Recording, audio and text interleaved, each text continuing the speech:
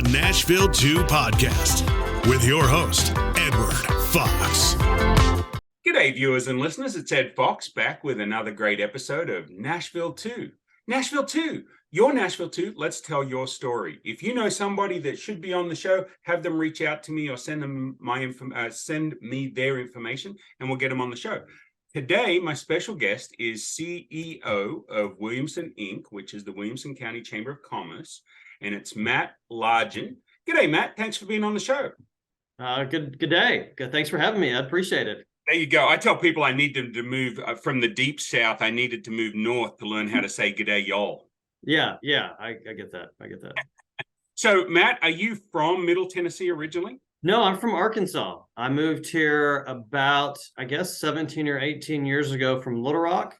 Okay. Before that, I lived in New Hampshire for 4 years, graduate school and postgraduate school, and have been in Franklin specifically about 14 of those 18 years. Well, I can tell you, Alice and I, the most wonderful wife in the world, by the way, and that's trademarked. Alice and I live in Franklin, and we are really, really enjoying it. It's just a vibrant part of Williamson County and vibrant part of the Nashville metro. I don't, some of these terms, I don't know. I started out with Nashville Metro, but I've been schooled on Middle Tennessee. So, Matt, what's your role with Williamson Inc? Yeah, sure. So I'm the president and CEO of the organization. We're the Chamber of Commerce and Office of Economic Development for Williamson County. We're the single Chamber of Commerce in Williamson County. We have 1,400 members, 16 full-time employees, and a budget of about $2.56 million. And our job is simply to help people and businesses grow their business on the Chamber of Commerce side and help grow the economy of Williamson County on the economic development side. It sounds like you may have said that one or two times. I've said that one or two times. Well, I can tell you, I own several businesses in Williamson County and other parts of Nashville, and I'm a Williamson County Inc. member, and I love it. Yes. Ambassador. And I appreciate your investment. Thank you. Thank you. Yeah, well, it's a minor investment, but I do enjoy, the thing that attracted me to Williamson Inc. to start with, I was looking at a lot of the chambers, and you've got a lot of great chambers around Middle Tennessee. And I was just looking for the one that sort of fit me. I've been involved in other chambers over the years in Australia, in the US. And one of the things that I always ask is, what do you consider a small business? I don't know. I think I told you this story one time. Yeah, but it's a great story to tell, for sure. Well, because, I understand different chambers have different things. And they all start off by saying, well, such and such defines a small business as being X. Okay, great. Now you've justified your position. What is your position, right? And so some of them say, 100 employees or less is a small business. And I just start laughing because that's not a small business to me. I mean, I guess who you're dealing with. Somebody else will say 50, and then somebody else will say 25. I loved it when I met with somebody on your team. It was Leah, I think. Lee? Mm-hmm. Yep. And she said to me, well, to us, a small business is somebody with 10 employees or less.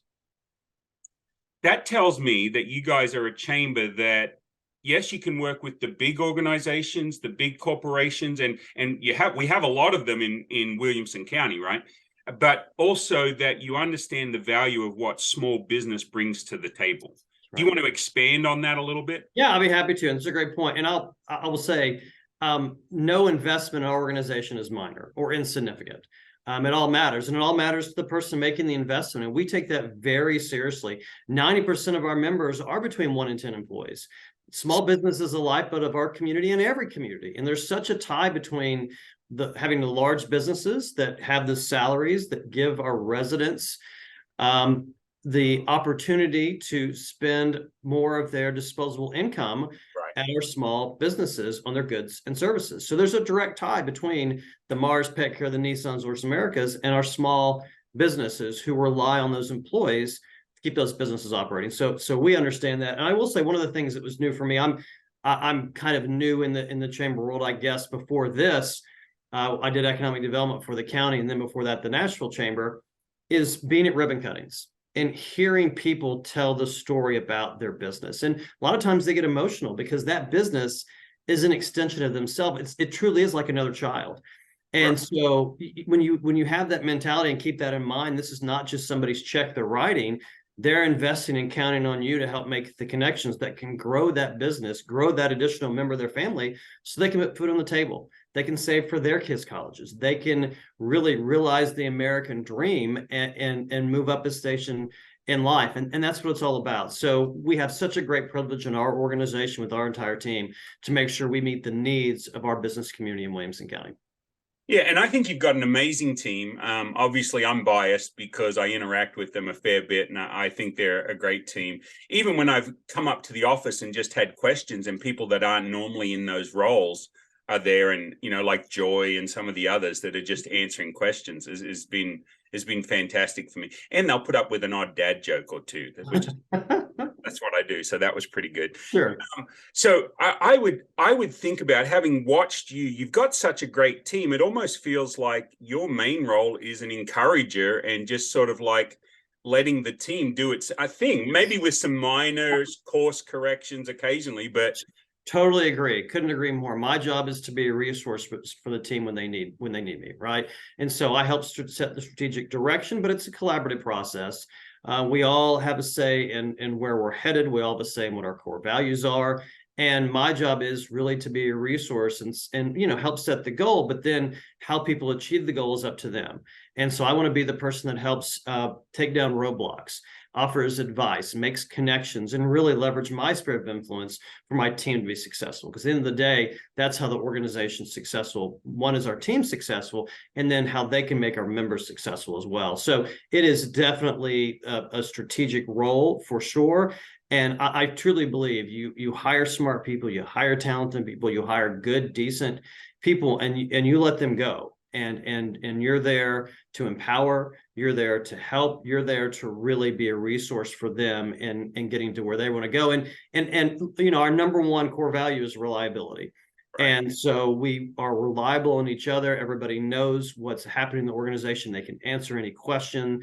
We're empowered to jump in and help our team members. And so when we look at success, we look at things like kindness and reliability and how we collaborate and how we all work toward achieving a goal that at the end of the day benefits the business community in Williamson County. And also that business community, I think people forget sometimes, because I was having a conversation and I had been speaking at an event and I was talking about how nonprofits are businesses, right? Yeah. Nonprofits. That's why they're called nonprofits. They're a nonprofit business. It's a tax status. They are absolutely a business. Right. They're absolutely a business. And their goal is to put all the money that they bring in back into their mission, right? So they're not out for profiteering. They're out to help people. And I think that's what Williamson Inc. does as well. And one of the things that I often wonder, because I tend to be a champion of most chambers, virtually every chamber I've ever been involved with was doing great stuff. They all had a different direction they took it, but they all had a goal to help out their communities. Right. When somebody is looking at a chamber, maybe they've never been involved in a chamber, they've never been in a business or a nonprofit that was a chamber member, what do you come up against most often, you think, that are the things that hold people back from joining, or their biggest question about joining a chamber? Is that something you'd be familiar with? Yeah, I think so. I think a lot of time it's just the time and allocating the time. And we are very clear. We're not interested in just your check. We're interested in your involvement and engagement, because we know that's how you're going to get the most benefit of this as well. And frankly, we need your business voice. We need your business voice as we interact with local and state and federal elected officials as well. So I think a lot of times companies are so busy working in their business, you've heard this many times, they don't have time to work on their business. And so, I think we talk about other experiences companies have and leads they've gotten as being part of Williamson Inc.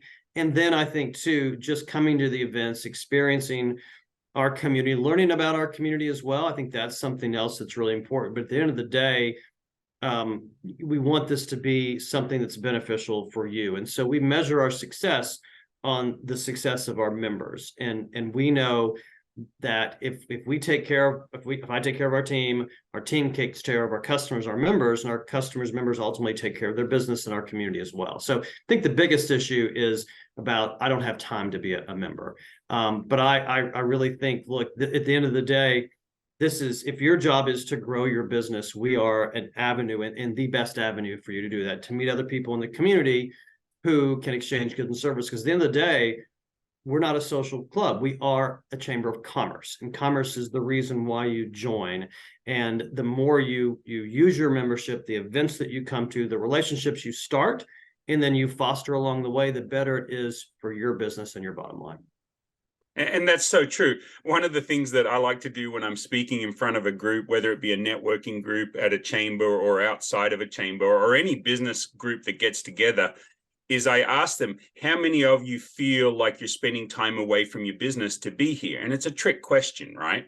Right. Because they're doing their business by being there. Right. But you always get about half the room raises their hand and the other half chuckles. Right. And that tells you the mindset difference. They still need that mindset shift to move into understanding that networking. And we're not talking pitching. I'm not walking up to you and I'm not pitching my product or service to you. Right. I'm talking about networking to build relationships. Right? Exactly. Because that is a very ineffective way to network, right? If your goal is just to collect business cards, fantastic. Now you've got a collection of business cards. If your goal is to really grow your business, you know that you nurture those relationships and find ways when you can help others and times that others can help you. I mean, that's how this is done. So there are effective ways to network and there are very ineffective ways to network.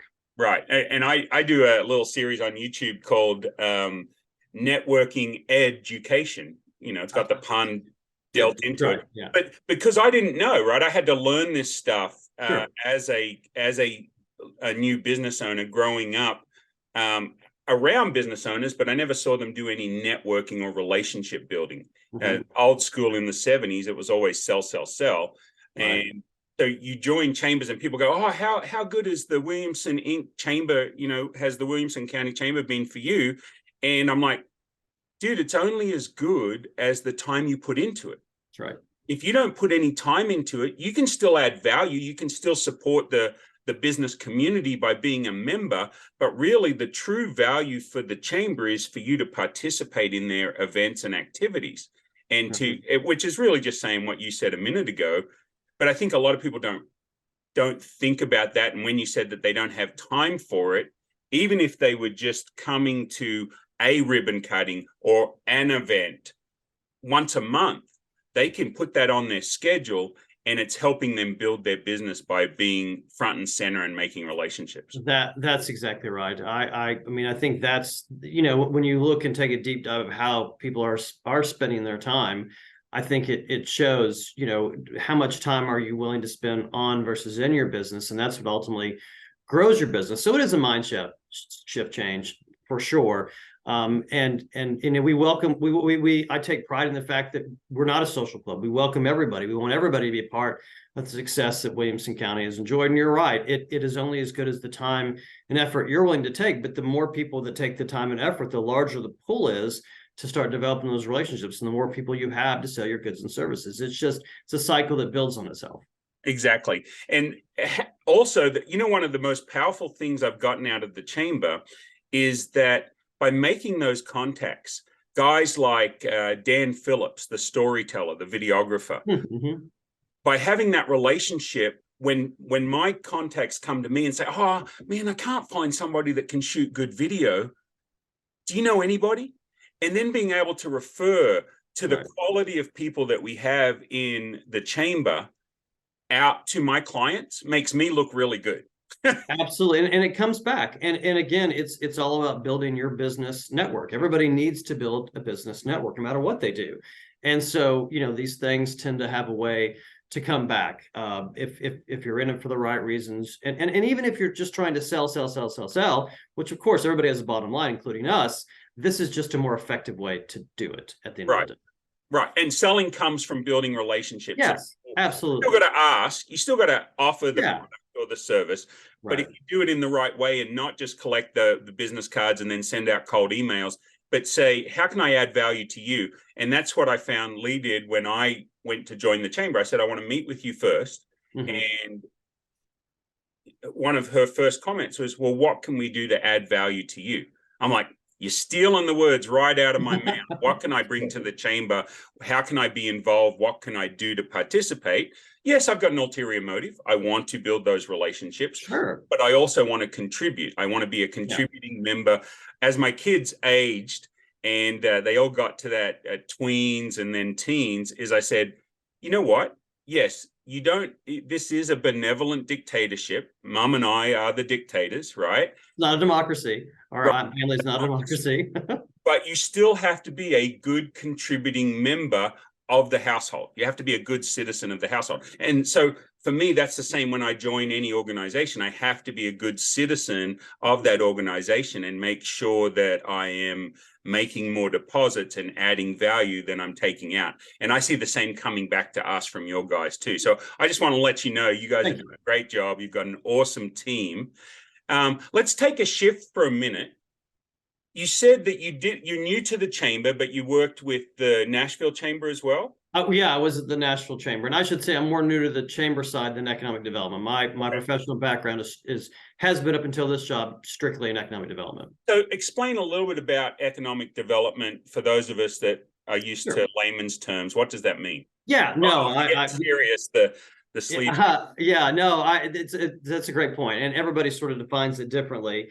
I was at a conference years ago, and one of the speakers defined it in a way that I think is so important, because it gets at the why we do what we do.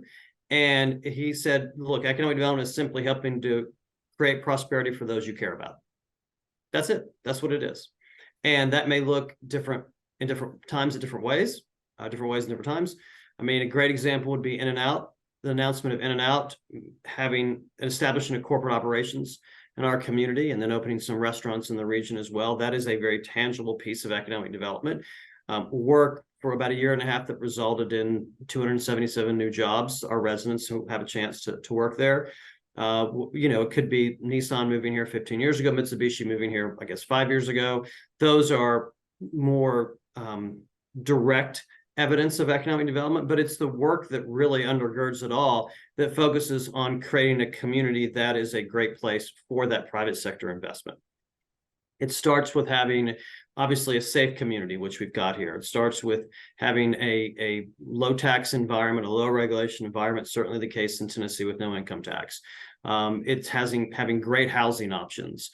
That's something we've got. Great school system. That's such a big calling card for our community. So there's all these fundamental building blocks that have to go in place that then make your community more likely for that private sector investment, that we work on as well, that are more behind the scenes that people don't see on a day-to-day basis. I'll tell you, one of the neatest things that we did this year, and it came from a conversation with our board, is we actually spent the last year doing some leadership training sessions for our public school, elementary, middle, and high school principals around leadership, with the theory that the better leaders we create in principals, the more likely teachers are to stay in those communities, and we can help around teacher recruitment and retention by creating strong building leaders in those individual schools. And that's something that we can do to help. We can bring that leadership training, and we can have them focus on conflict management. We can have them focus on setting priorities for their time. We can have them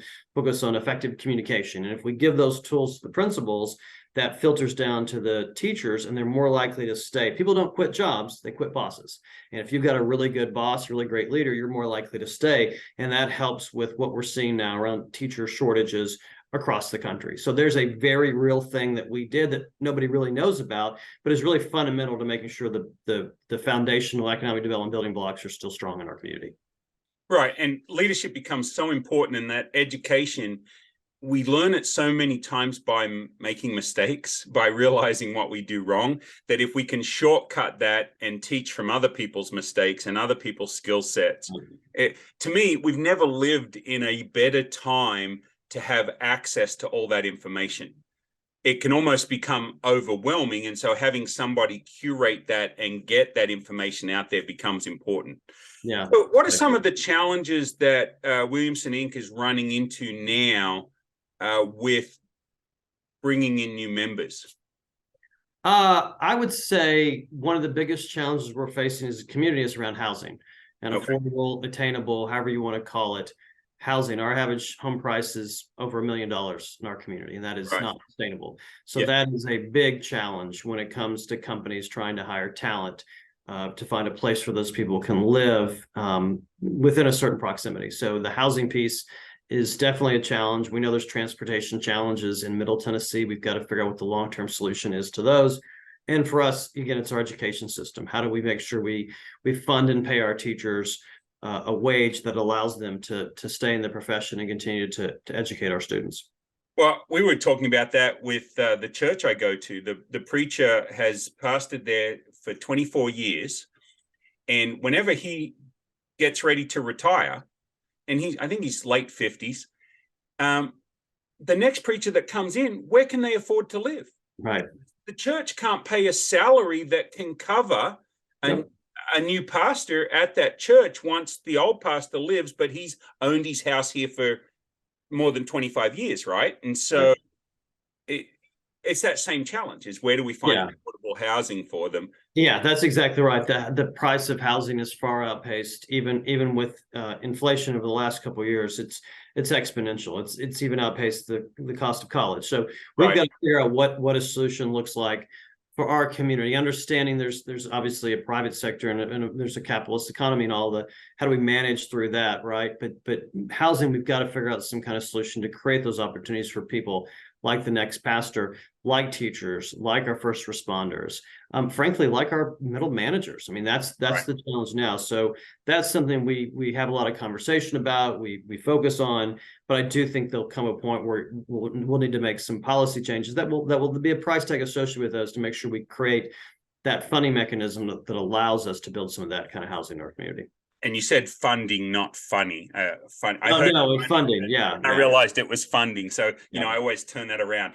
As a business owner, it can be tiring paying cash for everything you need. Well, there's a better way. Introducing Trade Bank of Nashville. Our bartering service lets you exchange goods and services without the need for cash transactions. Trade Bank helps businesses like yours reduce expenses, bring in new business, and keep your cash where you need it most. Find out more and join our barter network today. Start getting what you need without paying cash, because sometimes barter is just smarter.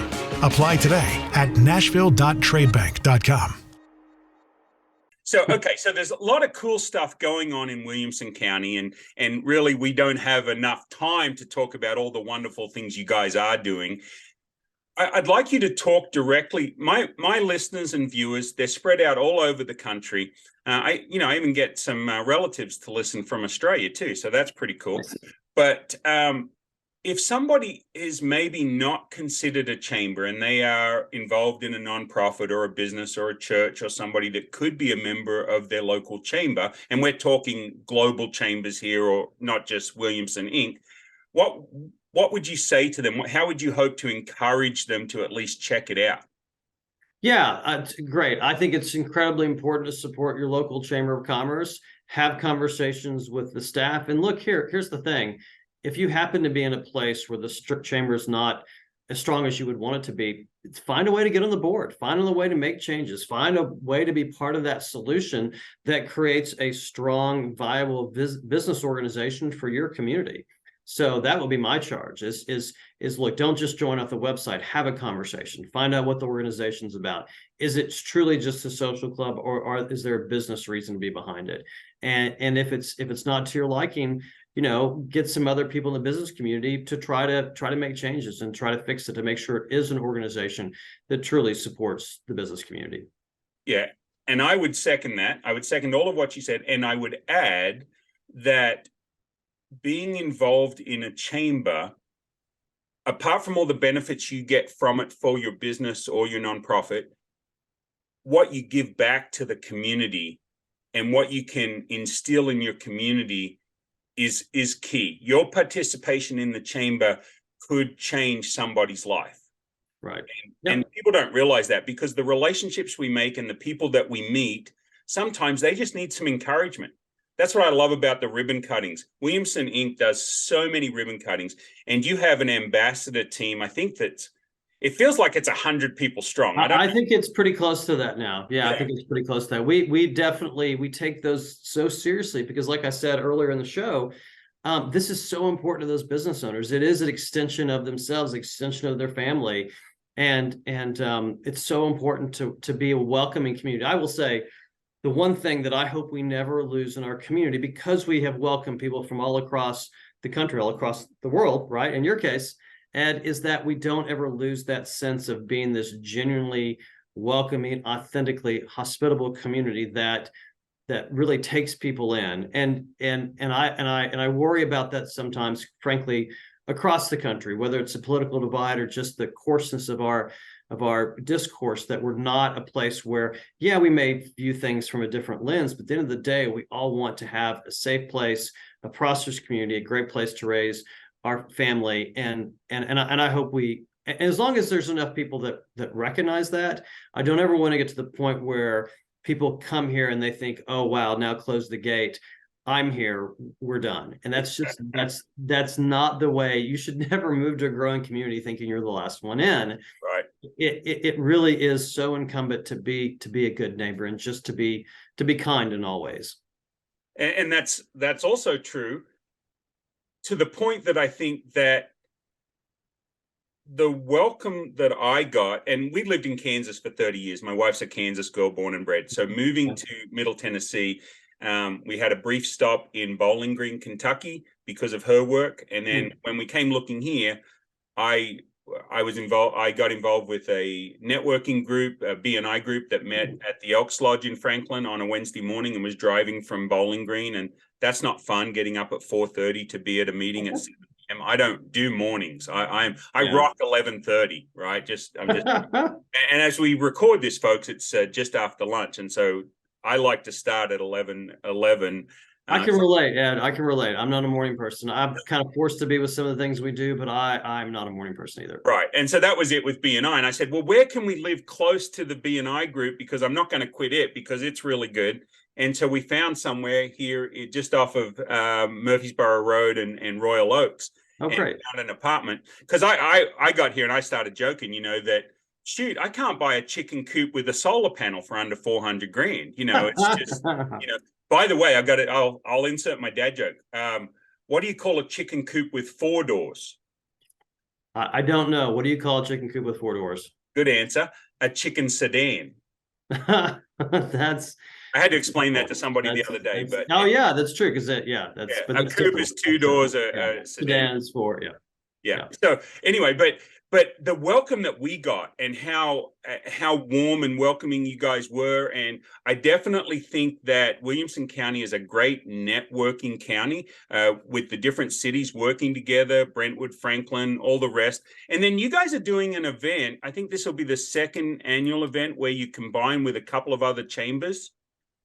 Yeah, I mean, we do. Gosh, I think we do over close to 200 events of the year. But yeah, we're doing something with the Spring Hill and Murray Alliance, a joint chamber mixture that we've done, I guess now 3 or 4 years. I can't remember exactly. We did some pre-COVID. Now we've done some post-COVID. Got it. But yeah, we have a great relationship with the Spring Hill Chamber. Becca Melton is their director. She's amazing. Murray Alliance, same way too. There's a lot of commonalities between our two counties, and especially as Murray continues to grow south to the Alabama border, we become more alike every day. Right. Yeah. And just the way that you guys talk about each other is great, and working together, because I'm used to chambers not working together. So this is really fun to see. Okay. So we spent a lot of time on the chamber. We didn't spend much time on you. I think some exciting exciting things are happening in Williamson County. So one of the things we do on the show is we talk about 3 hidden gems. So you've been here, like you said, a bunch of years. You're probably as close to a Nashvilleian as you could be, or a Williamson Countyan. That doesn't work as well, but you know what I'm saying. Yeah, I know what you're saying.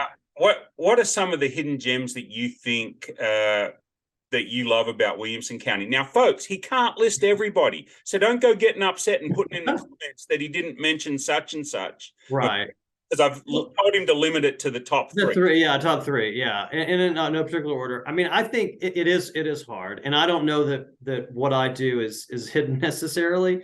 Most of my time is spent with my kids. I've got a child in gymnastics, one in drama at her high school, so there's a lot to that. But for me, Smith Park is a great place to trail run, in Brentwood. They've done a fantastic job with that investment. So I definitely, if people haven't been to Smith Park, they're building a mountain bike trails now. They've got a great trails. They've got some soccer fields, but it's a great place. Beautiful vistas to hike. So I definitely like doing that. Smith Park is definitely worth a hike or a run. I'm a tennis player, so again, not necessarily hidden gems, but the tennis courts around the community are great. And folks, if you're not a tennis player, check out pickleball. There's a lot of pickleball. Yeah. If you cannot play tennis, if you are unable to play tennis, pickleball is a great thing that you can do for sure. Yeah, I heard that it's like one of the fastest growing. It is. Yes. Pickleball is a blast. Even where the gym I go to converted a basketball court to pickleball. So do you prefer playing tennis or watching tennis? Oh, playing, without question. Okay. Yeah, I prefer playing. Yeah.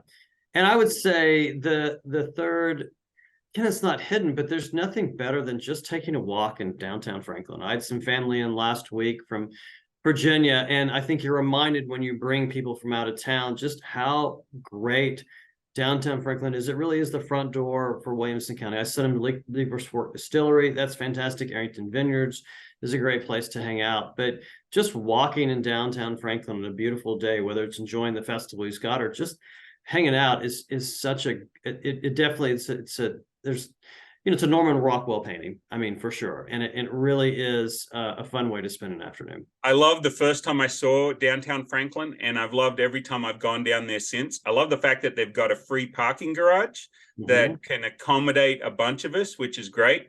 Yeah. So when we say hidden gems, they're not hidden to you and I now. Right. But they were. At some point, they were hidden to me and a bunch of our viewers and listeners that love coming to Nashville. So we've got a lot of people that live locally, but we also have a bunch of people that listen in for new things to do, to come to Nashville, come to Williamson County, Middle Tennessee, that sort of stuff. And so they're sort of hidden to them. Right. Like something that I didn't realize was some of the churches that have great playgrounds for kids and have indoor water things, like, so just different people I've had on the podcast have talked about different things around this. So my office used to be up in Madison, and then we moved over to Goodlettsville, and then we moved down here, right? And so I was around the Madison, Goodlettsville area for the first year I had a business here, and then the second and third year, we've moved it down to Williamson County. And so the hidden gems are things that maybe somebody lives in Gallatin and have never been to Franklin. Right. But for them to take the day to come to Franklin and do downtown Franklin, there's a bunch of great restaurants. There's good parking. There's good access. You can walk around. There's some good history. There's just a bunch of stuff to do in the downtown Franklin area that if all you ever do is drive on the interstate, you'd never know it's there. No, that's exactly right. And I think too, I'll add two more places. Again, I know you tell me three, but I'm gonna go to five. So okay, folks, two more bonus. Two more bonus. It's the bonus round. So Harlansdale Farm is a great place just to hang out, to trail run, to hike. That's fantastic. What's it called? Then Harlansdale Farm. So it's where the Pilgrims Music Festival is. It's walking distance of downtown. They've got sidewalks now. And then the factory, what is being done to redo and renovate the factory, the new Skylight Bar. Yeah, the factory's amazing. Their old fashions. I just had one. You go and get an old fashioned at the Skylight Bar at the factory in Franklin. You will not be disappointed. Okay, well, those are good points. There you go. That's a little hidden now. Yeah. Tell me about the farm. I didn't catch the name. Yeah, it's Harlansdale Farm. Harlansdale Farm is a city park that is on the edge of downtown, across from the factory. It's where pilgrimage is. There's great walking trails, hiking trails. There's a pond. It's just a great place for families. And there's a dog park there. There's all kinds of program events during the summer. Right. And I have to agree with you. The factory is amazing. And I got there just before they started doing the renovations, right? And they had all the booths, and that was pretty cool. And I'm like, oh no, don't take that away. But what they're building is even better. Yeah, it's and the artist renderings of what they're going to do outside and stuff is just amazing. So I think the factory is a big bonus for Franklin, and even their is it a farmers market? Is that what they call it? Yeah, on Saturdays they have the farmers market. Yep, that's great too. I love walking around there and telling dad jokes to all the vendors. It's kind of fun. That's right. Okay, we've got like 5 minutes. Matt, let's find out a little bit about what you do when you're not working. Okay. You've got the kids. If you're like me, when my kids were growing up, it was taxi service for the kids most of the time, Yeah. and running them around. But outside of that, what is it that is your passion outside of your career? Sure. I would say skiing without question. Snow skiing, water skiing? Snow skiing. Okay. So snow ski, tough to do around here, but that is probably my favorite thing to do. I learned when I was in New Hampshire in graduate school, just had a blast. Been doing it now, I guess, 25 years or so. Try to get out as often as I can. But skiing is my favorite thing to do. Tennis is great. I played in college. I coached in grad school. Now it's really more about staying in shape. I still enjoy it. So those things are good. Hiking is kind of fun for me. But yeah, at this point, it's really my kids that I spend the most time with is at car service. But just connecting with them, having conversations, getting a smoothie. I mean, those sort of things. Right. And I like and carpentry. It's something I've kind of learned through COVID. So, okay, so tell me, just in your last couple of minutes, let's get an insight into Matt on his carpentry. Yeah, no, I'm happy to do so. So I'll make it brief, but I guess now 6 or 7 years ago, I in essence inherited my grandparents' house in Southwest Virginia. So on 50 acres, I completely renovated it, took it from a farmhouse to more of a modern farmhouse. And through the process, started building the furniture for inside the house. Oh, wow. So used a lot of the materials that were on the property, brought them in, sort of reclaimed wood, used the front door for a headboard for one of the beds. But I built bed frames, I built end tables, I've built coffee tables. I'm building right now a bar in my garage to turn that basically into a place for the kids. So carpentry is a latent skill I guess I had that I've been able to do. I planted an orchard in Virginia. I've got apple, pear, peach, blueberry, raspberry. So that's been kind of fun to do that. There were 2 apple trees on the property my grandfather planted. So it's about 6 hours where I get there as often as I can, but that's definitely become another passion of mine is just maintaining my family legacy. And that house was about to be sold to a couple outside of the area in Florida. And I stepped in at the last minute and said, I'll buy it, I'll renovate it. And it's been painted a mural on one of the buildings too. Super cool. What do you do with it now? Is it Airbnb or? No, I don't Airbnb it. It's too much in there. It's too personal. So I use it. Family uses it. I probably get there once every, just depends, 2-3 months on weekends. Do you drive up there? I drive. Yeah, it's about 6 hours. Yeah, there's no airport anywhere near there. I guess Charlotte's probably the closest. Oh, okay. So how many hours of YouTube and TikTok woodworking videos? Yeah, so not as much as you would think. I basically kind of have an idea of what I want in my head. I sketch it out and then I just start building. And the cool thing about wood, you can, if it doesn't work, you can make another cut. Not so much with reclaimed wood. That's right. A little trickier, right? But a little bit on it, really more about using the tools. But in terms of the final piece, I'll Google, I'll Pinterest, and see what it looks like. Oh, I can do that. Oh, that looks pretty neat. Like I've got this piece, I can use that piece here. So it's and there's no deadline. So I can take as long as I want to do the projects. That really isn't an issue. I could never make a living at this. I'd have to charge $5,000-$6,000 per frame because of how long it takes. But it's been great to take wood that was on the property and bring that back into the house. Again, I think about my grandparents a lot as I'm doing these projects. Yeah, my father was a carpenter. His first job as an apprentice was working on the Sydney Opera House. Oh, so fantastic. I would go to work with him, and I have no skill set in carpentry. But it's funny, the one line that I've remembered throughout my life, he would always say, measure twice, cut once. Yes. Measure twice, cut once. Yep. And he says, Edward, you measure 17 times and then you cut 11 times. He says, measure twice, cut once, Okay. And so that was something that my kids heard over and over again as he was aging, and they would help him with projects when he came over to the States. So yeah, I definitely can relate, and it's a lot of fun. Matt, hey, thanks so much for being on the show. Really appreciate it. Thanks for taking time out. I know you've got 100 things going on. If somebody wants to contact Williamson Inc., what's the best way for them to do so? Yeah, it's williamsonchamber.com is the website. If you're looking to join Renee on our team, you can send an email to her directly. It's just Renee at williamsonchamber.com. We're accessible. We're easy to get a hold of. But if your people aren't a member or they want to engage at a deeper level, we'd love to have them. We know the more members we have, the better networks we can help create for our existing members as well in the community. And they don't absolutely have to be in Williamson County. No, we have plenty of members that are in the region. If you've got a business interest in Williamson County, we'd love to have you a member of Williamson Inc. Great point. Thanks so much for being on the show, Matt. So glad. Right. Thanks, Edward. Take care. This is the Nashville 2 podcast with your host, Edward Fox.